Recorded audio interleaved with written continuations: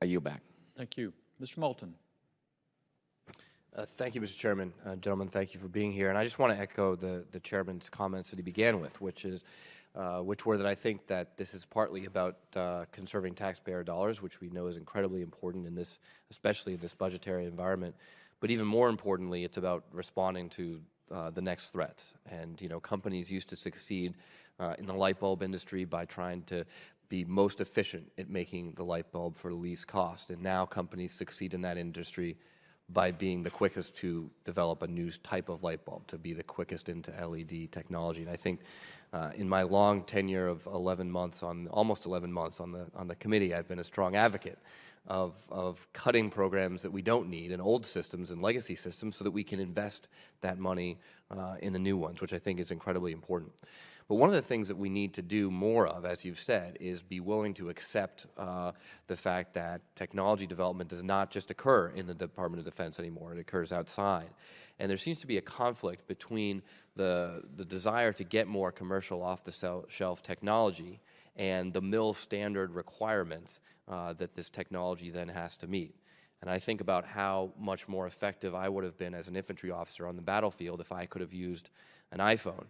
Now, if I were to get killed because my iPhone didn't meet that 100% requirement and failed at some point, there would be a lot of grief. But on the other hand, if we don't allow the iPhone on the battlefield for years because it can't meet that 100% requirement, a lot of people are gonna die, and we might not see the news stories about it, but it will be a loss as well. So how do you think about better managing that conflict? I think that's incredibly important, and to the earlier point about sort of what worries us and the larger curves, it worries me that some of the best minds of a generation in the tech world are focused on how to get you to click on more ads rather than technology that can be helping our armed forces. And I think one of the big reasons for that, as I mentioned in my opening statement, is it's just too hard. Companies don't know they don't know the terminology that's being used in this room. They don't know how to engage in government processes or DoD processes. They look at what it would take to learn, and unless they are making a technology that's specifically suited for that area, they're just not going to do it. So what can we do to try to fix that? You know, I visited a company in my district that's developing a iPhone-based application or a mobile phone-based application, and just out of curiosity, I asked them why they had switched from the iPhone to the Android phone, and they said, well, the problem is that it's harder to change to access the software on an iPhone. And I said, well, ironically, that sounds like a really good thing if you're in the Department of Defense.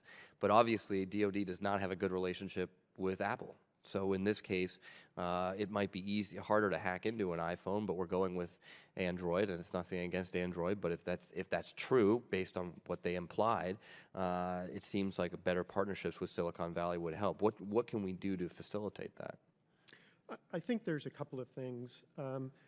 I think one of the things that would be really helpful, and it has been happening, we're getting many more visits from different governmental organizations to the Valley to make companies more aware of what the opportunities are and how they might get more involved.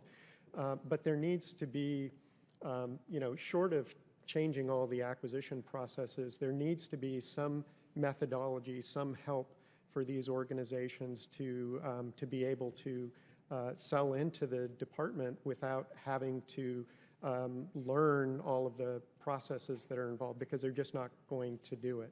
So whether it's working with larger integrators who already know the ropes, so to speak, or creating conduits by which some of these technologies can get embedded into other modular platforms, as we've been discussing, more easily, I think either of those approaches could help. I just have 30 seconds. Dr. Chu, did you have a comment?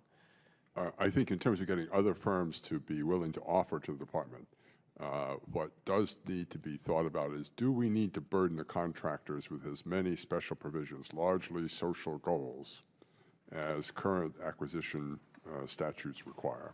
That makes it very difficult for the commercial firm to want to offer to DoD. This is high wall of expertise and requirements you have to meet. Thank you. Can I just add one thought there? Other transaction authority, something that the pending NDAA would make permanent, is a way to do this, to create a special, much stripped down agreement with commercial companies. It's definitely a great tool, and it's something the department needs to use more. Thank you. Thank you, Mr. Chairman.